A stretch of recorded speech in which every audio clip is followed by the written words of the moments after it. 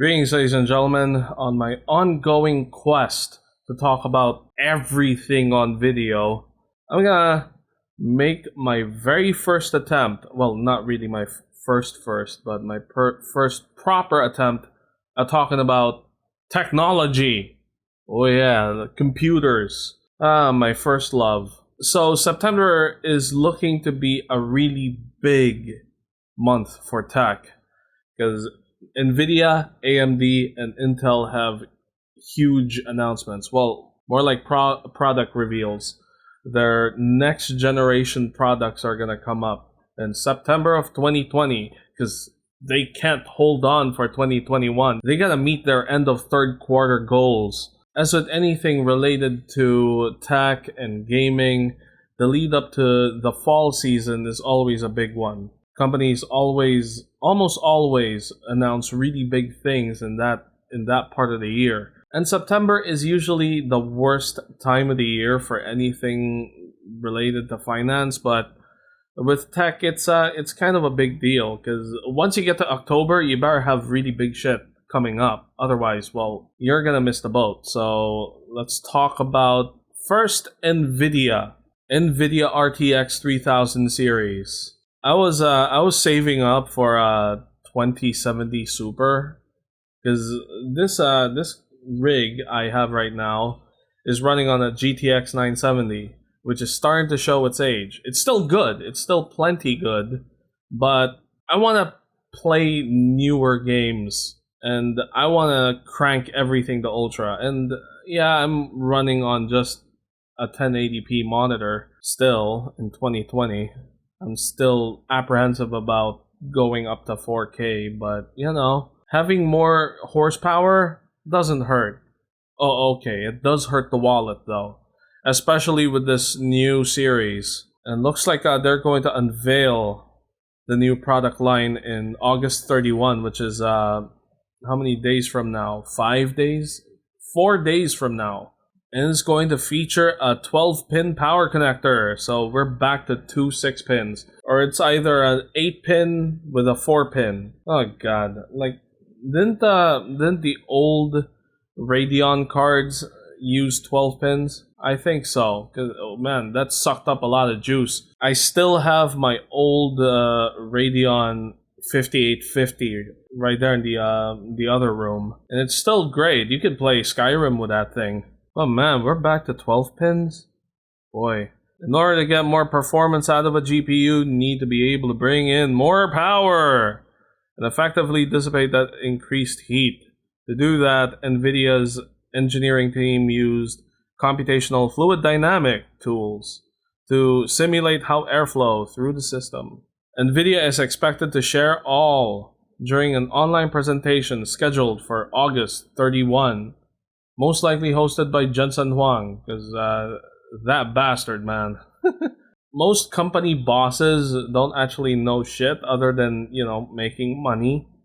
But in the case of Jensen Huang, he's one of the only few CEOs who can actually talk shop. But it looks like Nvidia's Ampere architecture is going to be such a big leap in terms of performance and physical size. Ampere is far more than a simple die shrink of Turing from 12 nanometer to 7 nanometer. The fundamental building block of Nvidia's GPUs is called a streaming multiprocessor, or SM. Its AMD analog is the compute unit. At a high level, it's relatively safe and easy to compare the two companies' GPUs based on SMs versus CUs. But man, look at that. That is a honking cooling solution. It has one fan, okay, and it looks pretty sleek, but man, look at all those fins. There's like a 3090? Yeah, there's a 3090. They're gonna launch it in September.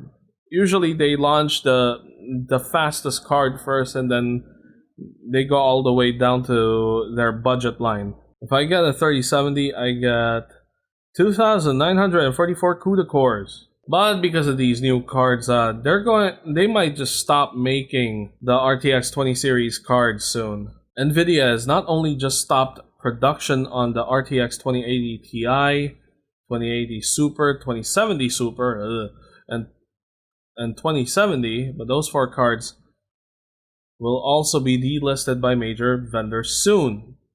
That's most of Nvidia's current high-end and ultra-enthusiast segments of GPUs.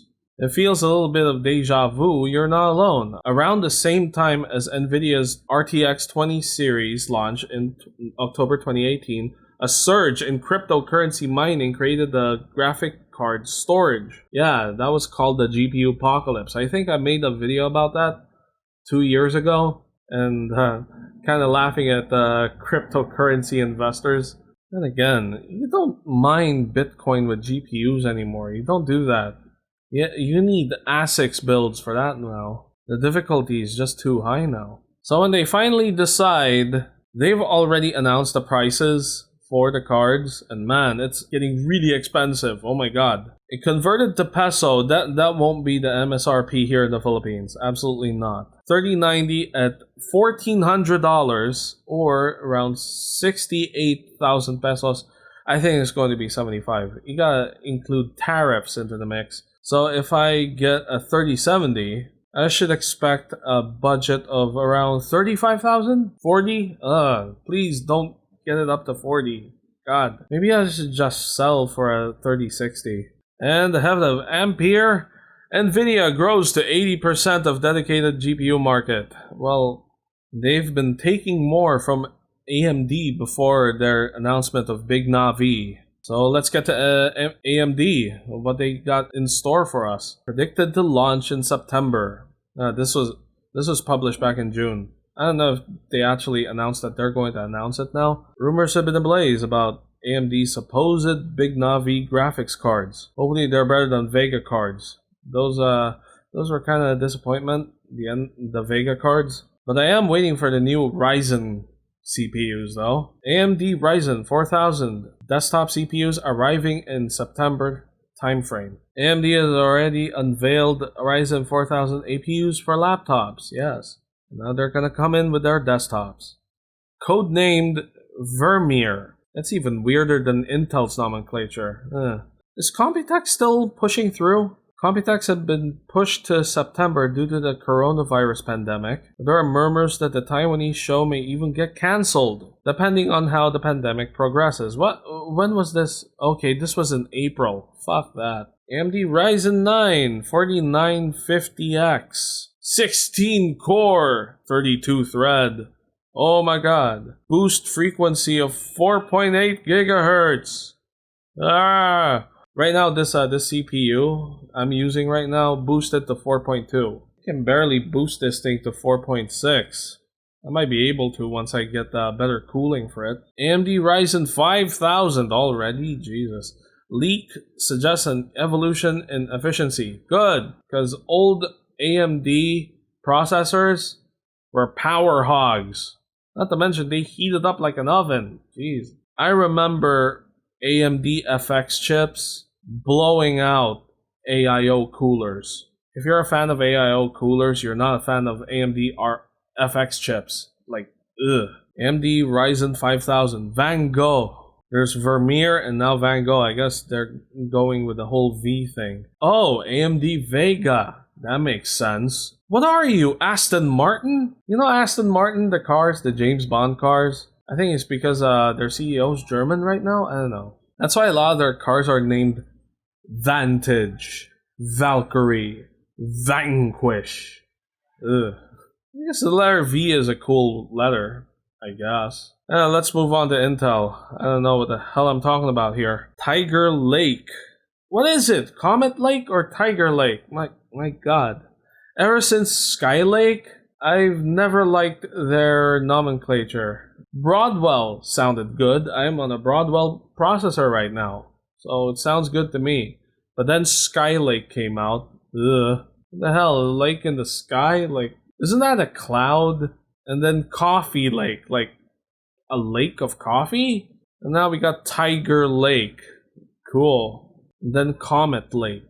Over the next month or so, Intel is scheduled to launch its next generation Tiger Lake family of processors. Detailed in bits and pieces over the past several months, Tiger Lake will be Intel's third 10 nanometer based CPU family, and will incorporate the company's Willow Cove CPU architecture, as well as the very first integrated GPU based on their new Xe GPU architecture. Intel has been trying to get their own discrete graphics cards for a very long time now. While they were trying to progress towards that, then Ryzen came out and just flipped the script. And they've confirmed that their 11th generation processors will launch on September 2 in a slip up.